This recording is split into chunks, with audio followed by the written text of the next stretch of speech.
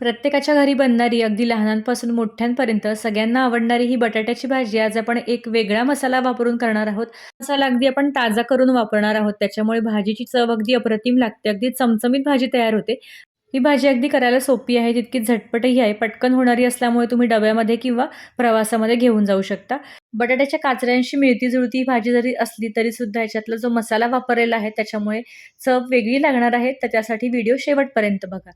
तर सुरुवात करूयात आणि पाहूया त्यासाठी काय-काय लागणार आहेत. यासाठी आपल्याला 2 ते 3 बटाटे लागणार आहेत. बटाटे स्वच्छ धुवून साल काढून घ्यायचे आहेत. त्याचा अशा पद्धतीनं गोल काप करून घेतलेले आहेत. आता हे काप जरा मीडियम जाड ठेवलेले आहेत. तुम्ही पातळही करू शकता.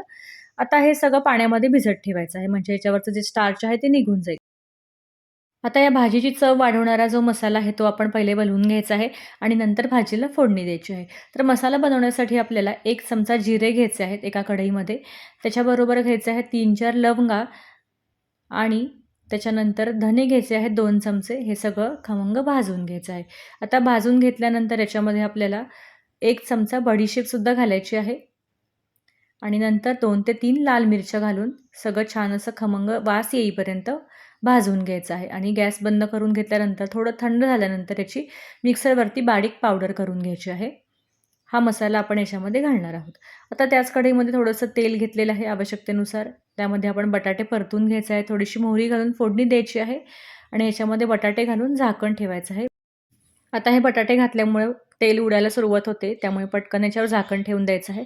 अशा पद्धतीने सगळे बटाटे घालून एकदा परतून घ्यायचं आहे. थोडंसं तेल व्यवस्थित लागल्यानंतर, छान बटाट्याचा कलर बदलायला लागल्यानंतर याच्यामध्ये हिंग घालून घ्यायचं आहे आणि त्याच्यानंतर 4 ते 5 लसणाच्या पाकळ्या बारीक ठेचून घेतलेल्या आहेत आणि याच्यामध्ये घालून घ्यायच्या आहेत. लसूण पहिल्यांदा घातल्यामुळे जळू शकतो, त्यामुळे मी नंतर घातलेला आहे आणि हिंगही नंतर घातलेला आहे. नंतर लसूण टाकल्यामुळे छान फ्लेवर सगळ्या बटाट्याला लागून जातो आणि एक चवही छान एन्हान्स होते. 2 ते 3 मिनिटं असंच परतत राहायचं आहे. ह्याच्यावरती झाकण आपण नंतर ठेवणार आहोत. आधी आपण मसाले घालून घ्यायचे आहेत. आता थोडंसं परतल्यानंतर, रंग बदलल्यानंतर याच्यामध्ये हळद घालून घ्यायची आहे. चिमूटभर हळद घातलेली आहे. हळद घातल्यानंतर एकसारखं जरा हलवून घ्यायचं, म्हणजे व्यवस्थित हळद सगळ्या बटाट्याच्या कापांना लागून जाईल. आता याच्यामध्ये ओला वाटाणा घातलेला आहे. फ्रोझन आहे हा. तुम्ही ओला वाटाणा, फ्रेश वाटाणासुद्धा याच्यामध्ये घालू शकता. छान परतून घ्यायचं आहे एकदा आणि नंतर आपण याच्यामध्ये मीठ घालून घ्यायचं आहे. मीठ घालून परतून घ्यायचं आहे, म्हणजे छान पाणी सुटेल आपल्या बटाट्याला. आता आवश्यकतेप्रमाणे लाल तिखट घालून घ्यायचं आहे आणि आपण जो वाटलेला मिक्सरवरती मसाला होता तो आपण याच्यामध्ये 2 चमचे घालून घ्यायचा आहे. आता मसाले घातल्यानंतर कुठेही गॅस मोठा करायचा नाही आहे. जेव्हा आपण मसाले घालायला सुरुवात करतो त्याचवेळी गॅसची फ्लेम लो ठेवायची, म्हणजे मसाले कुठेही जळणार नाहीत. आता एकसारखं परतून घेऊयात किंवा हलवून घेऊयात, म्हणजे सगळा मसाला आहे तो बटाट्याला लागून जाईल अशा पद्धतीने. आणि त्याच्यानंतर आपण याच्यामध्ये थोडंसं पाणी घालून घ्यायचं आहे, म्हणजे बटाटा व्यवस्थित शिजेल.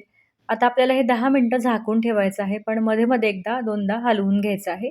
तर अशा पद्धतीने व्यवस्थित पाणी घातल्यानंतर एकदा हलवून घ्यायचं आणि याच्यावर झाकण ठेवून द्यायचं. एक 10 मिनिटं छान वाफ येऊ द्यायची आहे. या वाफेमुळे बटाटा छान शिजणार आहेत. जे मसाले आहेत तेही मस्त त्याच्यामध्ये एकजीव होणार आहेत. तर 5 मिनिटानंतर परत एकदा झाकण उघडून बघायचं. थोडा वेळ बटाटा परतवून घ्यायचा आणि परत एकदा झाकण ठेवून बटाटा छान शिजू द्यायचा. आता असं केल्यामुळे मसाले जे आहेत ते खाली तळाला करपत नाहीत. आपल्याला अंदाज येतो पाणी अजून घालायची आवश्यकता आहे की नाही. तर अशा पद्धतीनं पाणी घालायची आवश्यकता नाही आहे. व्यवस्थित अजूनही ओलसरपणा असल्यामुळे अजून 5 मिनिटं झाकून ठेवलेलं आहे. मसाले छान ब्लेंड झालेले आहेत बटाट्यामध्ये. तुम्ही इथं बघू शकता तेलालाही छान कलर आलेला आहे. मस्त तेल सुटलेलं आहे भाजीला. अशा पद्धतीनं छान बटाटा शिजलाय का ते बघून घेऊयात. बटाटा शिजल्यानंतर आपली भाजी तयार आहे. तर अशा पद्धतीनं मस्तपैकी चमचमीत अशी ही भाजी तयार होते. तुम्हीही या पद्धतीने करून बघा. करायला खूप सोपी आहे. आता याच्यावरती सगळ्यात शेवटी आपण कोथिंबीर घालून घ्यायची आहे. कोथिंबीर घातल्याशिवाय भाजी पूर्ण होऊ शकणार नाही. तर मस्त चमचमीत, टेस्टी, खमंग अशी बटाट्याची भाजी तयार झालेली आहे. हा जो मसाला आपण ताजा वाटून घातलेला आहे त्याच्यामुळे जी चव लागणार आहे ती अगदी भन्नाट लागते. तुम्हीही एकदा करून बघा. पोळीसोबत, पराठ्यासोबत किंवा भातासोबत अगदी छान लागते. तर या इथं मी लच्छा पराठा करून घेतलेला आहे. त्याच्यासोबत ही भाजी खूप मस्त लागते. मस्त लेयरचा लच्छा पराठा याच्यासोबत खूप भारी लागतो.